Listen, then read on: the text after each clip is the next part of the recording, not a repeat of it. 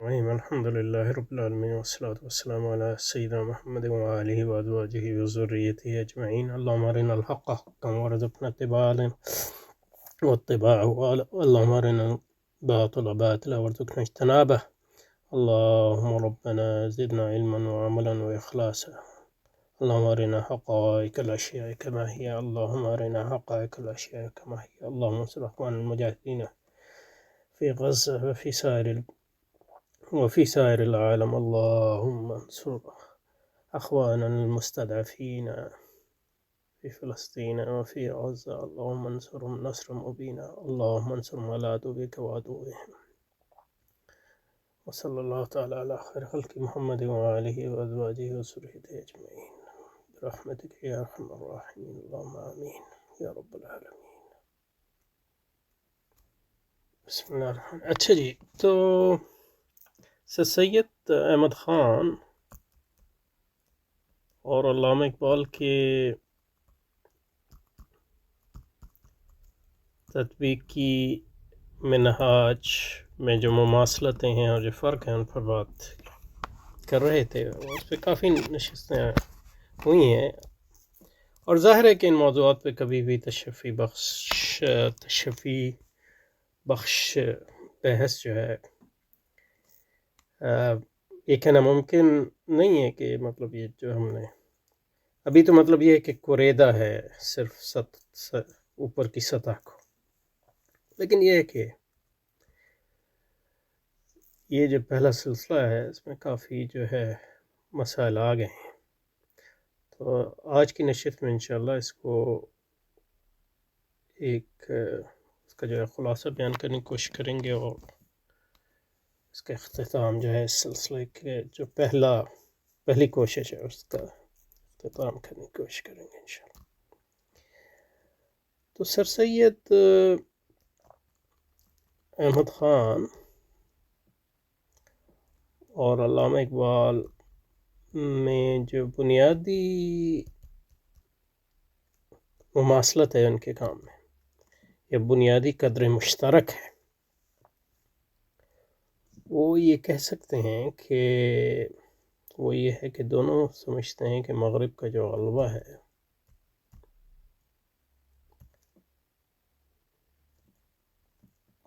مغرب کے غلبے کو یعنی سیریسلی دیکھتے ہیں دونوں. تو اس لحاظ سے مطلب یہ ہے کہ ایک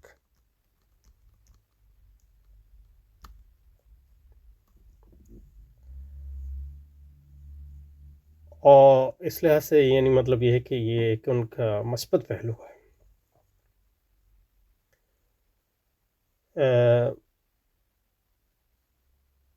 اس کو ہم اس نقطہ نگاہ کو مطلب علماء کی نقطہ نگاہ سے اس زمانے کے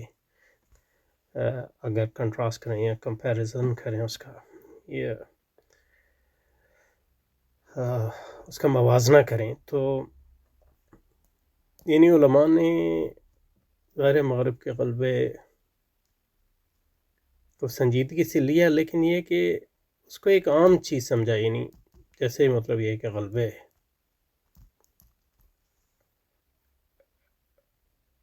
تاریخ میں ہوتے رہے ہیں، مطلب ایک قوت غالب آتی ہے کبھی دوسری قوت، اس کی جو گہرائی اور گیرائی ہے اس کو میرا یعنی گمان یہ ہے کہ یہ سرسری جو میرا تاثر ہے وہ یہ ہے کہ علماء نے اس کی گہرائی اور گیرائی کو نہیں بھانپا، اور حقیقت یہ کہ آج تک نہیں بھانپا. اس لیے مطلب یہ کہ مغرب کو کبھی اس لحاظ سے سنجیدگی سے نہیں لیا علماء نے، یعنی سرسری طور پہ رد تو کیا ہے یعنی عمومی طور پہ، لیکن اس کا تجزیہ، اس کے اندر جانا، یعنی جیسے مطلب یہ کہ امام غزالی ہے یا خود ہر یعنی اس لحاظ کا کام جو ہے علماء نے نہیں کیا. تو سر سید اور علامہ اقبال میں ایک جو ہمیں قدر مشترک نظر آتی ہے، دونوں مغرب کے غلبے سے جو ہے اس کو بہت سنجیدگی سے لیتے ہیں، یہ اس سے متاثر بھی ہیں اور مروب بھی ہیں اور مغلوب بھی ہیں، لیکن یہ کہ اس کو گہری اس کو ایک یعنی روٹین واقعہ یا ایک عام واقعہ نہیں سمجھتے، بلکہ ایک ایسی چیز سمجھتے ہیں جو تاریخ میں کبھی کبھی ہوتا ہے۔ اور دوسرا دونوں کے درمیان ایک قدر مشترک، اور میرا خیال ہے اس میں بھی دونوں جو ہیں درست ہیں، وہ یہ ہے کہ وہ مغرب کو عیسائیت سے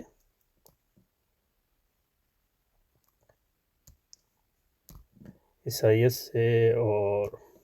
یہودیت سے بھی، عیسائیت سے بنیادی الگ سمجھتے ہیں۔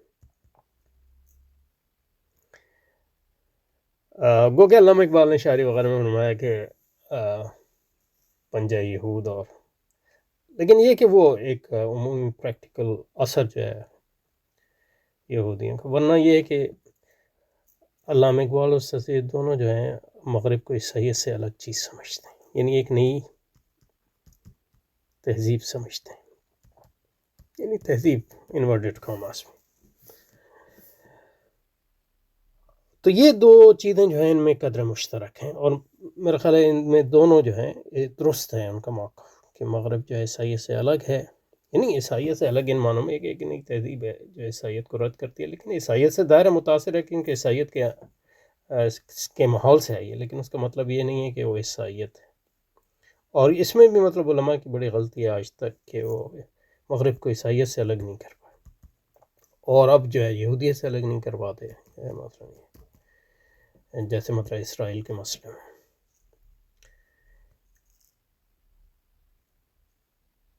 گو کہ اسرائیل کے بھی مطلب یہودیت سے ایک تعلق ہے، اور مغرب کا بھی عیسائیت سے ایک تعلق ہے اور یہودیت سے، لیکن یہ کہ اس کے باوجود مختلف تہذیبیں ہیں دونوں،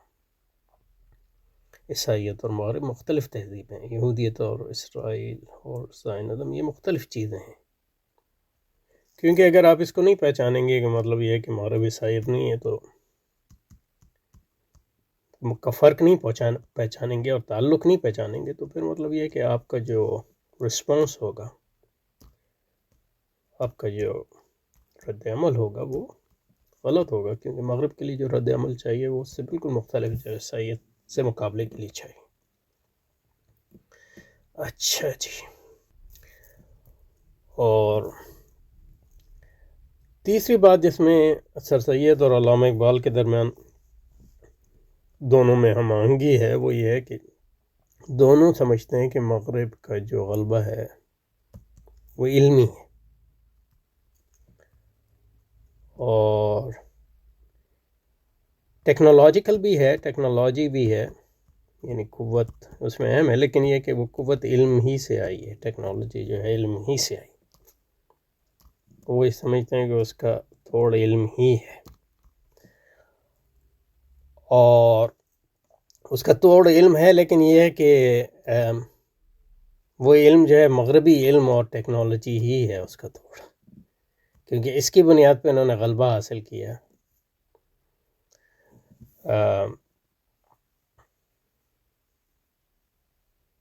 تو اس کا توڑ جو ہے ان کا علم اور ٹیکنالوجی ہی ہے، محض جو ہے ہمارا دین اور اسلام اس کا توڑ نہیں محض۔ اس میں جو ہمارا نظر ہے، اس میں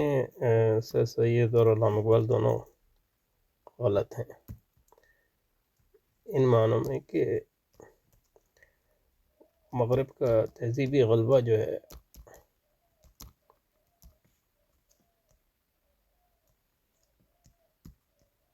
علمی نہیں ہے، اور اس لحاظ سے وہ معروضی بھی نہیں ہے اور آفاقی بھی نہیں، حساتی ہے۔ حساتی کا مطلب یہ نہیں ہے کہ ہم اس کو سیریسلی نہ لیں یا اس میں قوت نہیں ہے، لیکن یہ کہ وہ غلبہ جو ہے بنیادی طور پہ حساتی ہے ان معنوں میں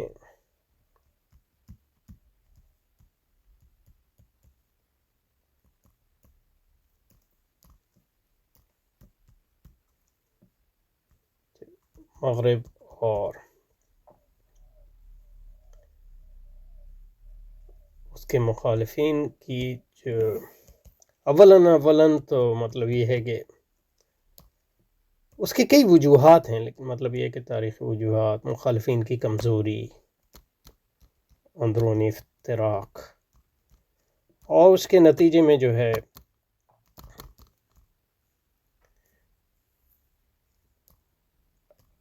مغرب کی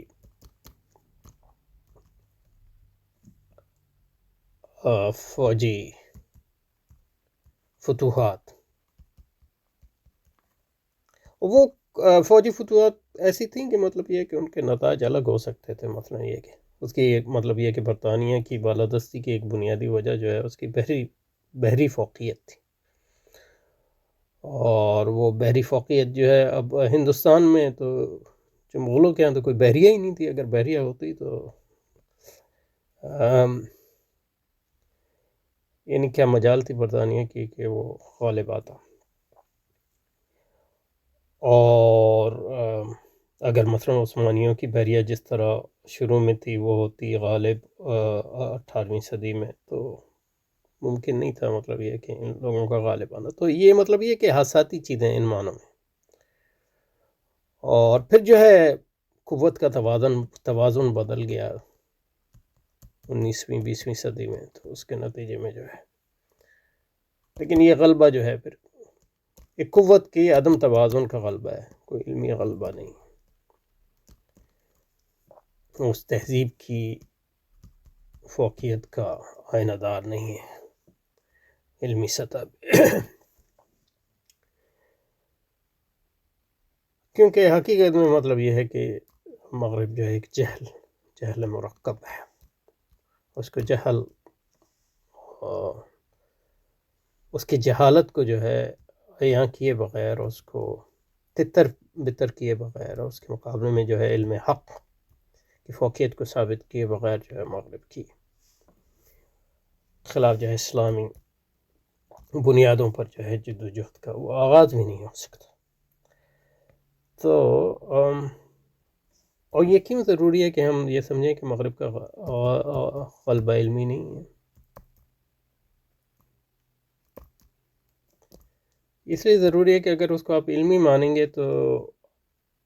آپ کو کسی نہ کسی سطح پہ یہ سمجھنا پڑے گا کہ اس کا غلبہ جو ہے حق ہے، اور پھر اس کو کسی نہ کسی سطح پہ اس کے علم کو بھی حق سمجھنے پہ آپ مجبور ہوں گے. اور پھر اس علم کو اگر آپ حق سمجھنے پہ مجبور ہوں گے تو اس علم کے اندر جو جہل ہے اور جو جہالت ہے اس کو نہیں پہچانیں گے، اور پھر اس جہالت کو حق سمجھ کر اس کی بنیاد پہ جو اسلام ہے، جو دین حق ہے، اس کی تشریح کرنے کی کوشش کریں گے، اور وہ اسلام کی ایک جاہلانہ جو ہے اور غیر اسلامی تشریح پر مجبور ہو جائیں گے، جیسا کہ سر سید ہوا یا علامہ اقبال ہوئے یا تمام جو جدیدیت پرست ہیں یا ماڈرنسٹ ہیں ہمارے یہاں، وہ اس کا شکار ہوئے. تو یہ تین بنیادی چیزیں ہیں جس میں دو میں لگتا ہے کہ دونوں ٹھیک تھے اور تیسرے میں بالکل غلط ہے. اس میں علماء صحیح ہیں کیونکہ علماء جو ہے مغرب کو حق نہیں سمجھتے، جہل لیکن علماء کی غلطی یہ ہے کہ اس جہل کی قوت کا ادراک نہ کر سکے، اور اس جہل نے جو علم کا لبادہ اوڑھا ہے اس کی علمی اور دلائل کی سطح پہ تفصیلی تجزیہ اور تشریح نہیں کر سکے، اور اس کی جہالت کو عیاں نہ کر سکے،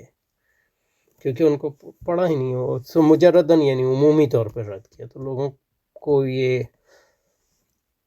پتہ نہ چل سکا کہ کس طرح جہل ہے وہ، اور اس میں جہالت کے عناصر کیا ہیں وغیرہ وغیرہ. اور جب آپ اس کا تجزیہ نہیں کرتے اور جہالت کے عناصر کو تتر بتر نہیں کرتے تو پھر خود، کیونکہ وہ غالب تہذیب ہے، تو اس سے آپ خود بھی متاثر ہو گئے، جتنا بھی آپ اس سے مد نظر کرنے کی کوشش کیوں نہ کریں. تو یہ تین بنیادی مماثلتیں ہیں سر سید اور علامہ اقبال. اور جو فرق ہیں، وہ فرق جو ہم نے کیے ہیں ان کو دو حصوں میں تقسیم کیا جا سکتا ہے. ایک سیاق کا فرق ہے،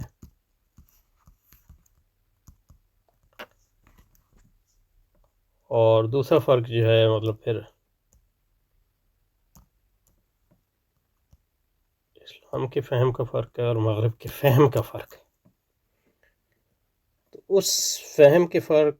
اسلام کے فرق اور سیاق کے فرق کے نتیجے میں پھر دونوں کے منہاج تطبیقی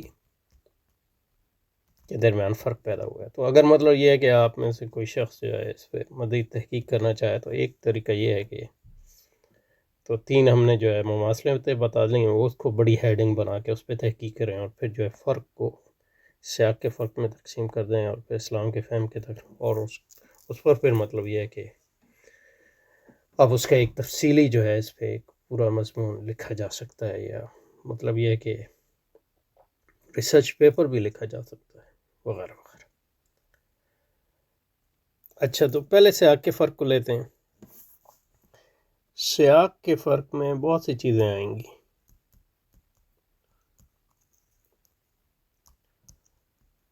یعنی سر سید احمد خان جو ہے مسلم اشرافیہ سے اس کا تعلق ہے،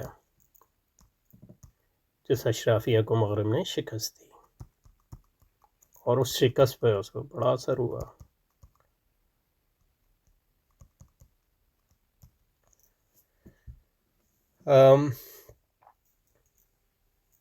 اور اس کا بنیادی جو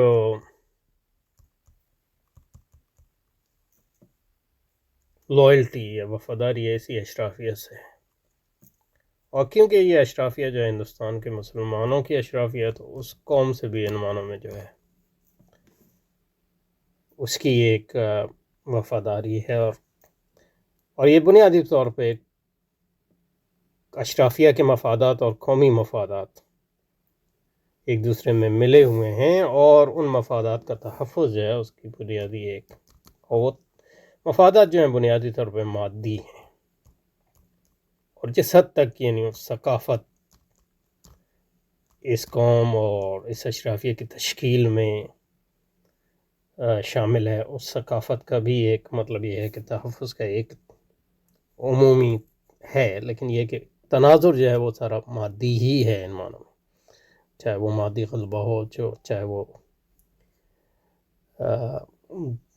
دنیا کی آسائشیں ہوں وغیرہ وغیرہ،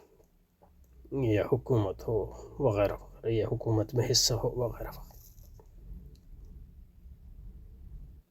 اس کے برعکس جو علامہ اقبال کا سیاق و سباق ہے، ایک لحاظ سے مطلب یہ ہے کہ وہ سر سید سے جس حد تک متاثر ہیں، تو ہندوستانی مسلمانوں کا جو مفاد ہے وہ اہم ہے ان کے، لیکن علامہ اقبال کا مفاد کا تصور محض مادی نہیں ہے، بلکہ یہ ہے کہ ایک لحاظ سے اخلاقی اور روحانی اور ثقافتی بھی ہے، اور اس میں ایک رومانویت بھی ہے جس کو دیکھیں گے جو، لیکن جو علامہ اقبال ہیں وہ ایک عام مسلم گھرانے سے ان کا تعلق ہے، تو اسلام سے جو وابستگی ہے ان کی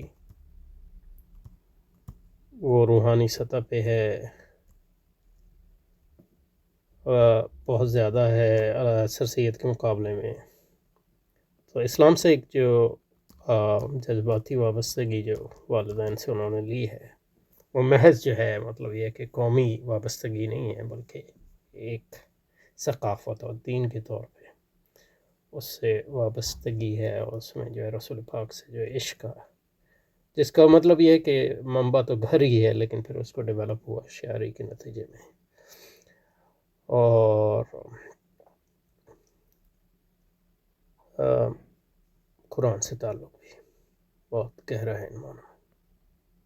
تو سر سید کے برعکس جو ان کی بنیادی وابستگی جو ہے اسلام سے ہے، اشرافیہ اور قوم سے سچ نہیں ہے، اور قومی وفاداری بھی جو ہے اس بنیادی اسلامی وفاداری سے تاثر لیتی ہے، اس لیے مطلب یہ ہے کہ اس کا ارتقا ہوا ہے اسلامی مسلم قوم پرستی کی طرف اور اسلامی قوم پرستی کی طرف۔ یہ تو ایک بات ہوئی۔ دوسرا اس میں یہ ہے کہ مطلب یہ ایک مقامی شاعری جو ہے، پنجابی شاعری، اردو شاعری، تو اس میں بہت اسلامی مواد ہے، روحانی مواد ہے، اسلامی علمی مواد ہے۔ پھر فارسی فارسی شاعری جو ہے اسلامی شاعری ہے، مطلب یہ ہے کہ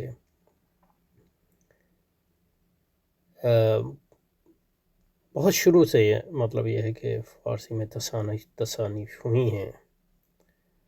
تو اس کے نتیجے میں پورا جو ہے فارسی ادب جو ہے وہ ان کے سامنے جو ہے ایک کتاب کی طرح آیا ہے، چاہے وہ نثر ہو یا نظم ہو. تو پھر اس اسلامی ادب کا جو روحانی بھی ہے، جو ثقافتی بھی ہے، جو علمی بھی ہے، جو فلسفیانہ بھی ہے، جو اخلاقی بھی ہے، جو صوفیانہ بھی ہے، اور اس میں شریعت کے احکام بھی ہیں، تو اس سے گہرائی اور گہرائی لینا ایک فطری بات ہے. اس طرح کا مطلب یہ ہے کہ فارسی ادب کا جو ہے گہرا اثر جو ہے سر سید کے ہاں نہیں. تو اس کے نتیجے میں جو علامہ اقبال کی شخصیت ہوئی ہے وہ ایک اسلامی شخصیت کی تعمیر ہوئی ہے، اور اس شخصیت کی جو اسلامی تعمیر ہے اس کا اثر جو ہے ان کے تمام کام پر، باوجود سر سید سے تاثر اور قوم پرستی سے تاثر، چاہے وہ پہلے ہندوستانی قوم پرستی ہو یا پھر مسلم ہندوستانی قوم پرستی ہو یا پھر اسلامی قوم پرستی کے اس کے باوجود جو اسلام کا جو رنگ ہے وہ کبھی محو نہیں ہوتا اس لحاظ سے. اور خاص طور پہ شاعری میں جب وہ جذبات کے لیول پہ ہیں تو وہ اس وقت جو ہے اس کا رنگ جو ہے زیادہ تر اسلام کا رنگ غالب ہے اس لحاظ سے، کیونکہ جو جذباتی تشکیل ہے اور جو احساسی تشکیل ہے وہ بنیادی طور پہ اسلامی ہے. پھر جو ہے مغرب کا گہرا مطالعہ ہے فلسفے کا خاص طور پہ. اور ایک چیز میں یعنی اتنا اس پہ زور نہیں دے سکا پچھلی نشست، وہ علامہ اقبال کا جو انگریزی ادب پہ جو ہے جو نظر ہے وہ بہت گہری ہے. اس میں رومانوی ادب بھی شامل ہے اور کسی لحاظ سے جرمن ادب بھی، مثلاً گوئٹے وغیرہ، گریک شاعر وغیرہ بھی. اب اس کا اثر دیکھ سکتے ہیں، یعنی جو اردو زبان میں دیوان مشرق جو گوئٹے کے دیوان مغرب کا ایک لحاظ سے جواب ہے، اس کا اگر آپ مطالعہ کریں اس مقدمے کا تو آپ کو اندازہ ہوگا ان کی جو جرمن ادب پر بھی ان کی جو نظر ہے. تو انگریزی ادب میں جو ہے وہ جدیدی ادب بھی شامل ہے، اور جدیدیت کی جو ٹرانسلیشن ہو رہا ہے اس کا ادب بھی شامل ہے. اور پھر مطلب یہ ہے کہ لیٹ جو قرون وسطیٰ کا ادب بھی اس میں آ جاتا ہے، لیٹ رینیساں کا ادب، نشاط ثانی کا ادب وغیرہ. تو مغرب سے بہت گہری واقفیت ہے اس لحاظ سے، فلسفے کی سطح پہ بھی اور ادب کی سطح پہ بھی اور پھر سائنس کی سطح پہ بھی. تو اس لحاظ سے جو اس سیاق کی وجہ سے مغرب کے فہم میں فرق آیا، جیسے کہ ہم اس پہ آئیں گے تو اس کو دیکھیں گے انشاءاللہ. اور تو یہ سیاق و سباق کا فرق ہے. تو جب سر سید کے یہاں قومی مفاد کا تحفظ جو ہے بنیاد ہے اس لحاظ سے، اور قوم سے مراد ان کی ہندوستانی قوم ہے، ہندوستانی مسلمان قوم، اور بنیادی اس کا جو لائلٹی ہے مسلم اشرافیہ سے، اس کے مادی اور ثقافتی مفادات سے. اس کے برعکس علامہ اقبال کے جو بنیادی لائلٹی یا وفاداری ہے وہ اسلام سے ہے، اور مسلمان قوم سے ہے بطور اسلامی قوم کے، اور اس لیے وہ مسلم قوم پرستی میں ڈھلتی ہے. اور یہ بھی ایک غلطی ہے، یعنی قوم پرستی ایک غلطی ہے جس کا احساس جو ہے شاعری میں کسی حد تک ہے. لیکن یہ جو وفاداری ہے مسلم قوم سے وہ اسلام کی بنیاد پہ ہے،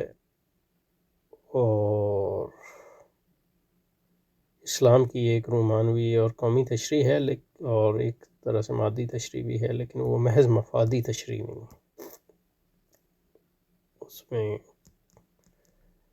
ایک مشن کا تصور بھی ہے، اخلاقی مشن کا. تو یہ بنیادی سیاق کا فرق ہے، جس کی وجہ سے آپ دیکھیں گے کہ وہ پھر فہم میں فرق ہوگا اسلام کی بھی اور مغرب کی بھی، اور اس کے نتیجے میں جو منہاج ہے اس پہ بھی فرق جو ہے آئے گا. تو اب فہم کا جو فرق ہے اس کو انشاءاللہ اگلے میں کریں گے. خیال تو یہ تھا کہ یہاں ختم کریں گے لیکن یہ لمبا ہو گیا، تو انشاءاللہ اگلی نشست سے ایک اور کریں گے انشاءاللہ. السلام